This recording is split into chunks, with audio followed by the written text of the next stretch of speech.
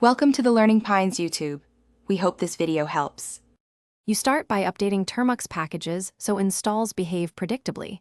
Run pkg update and pkg upgrade now.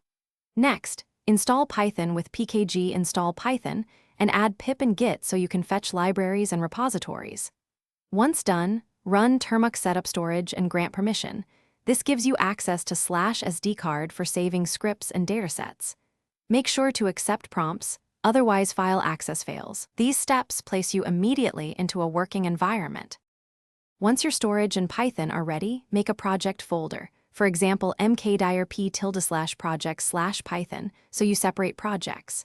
Then create a virtual environment with Python env and activate it using sourcevenv/bin/activate. This prevents global package conflicts. After activation, upgrade pip, setup tools, and wheel. Pip install upgrade pip setup tools wheel. Finally, install the libraries you need such as NumPy, requests, or Flask for web or data tasks. This ensures reproducible, portable projects. Now run your scripts with Python script.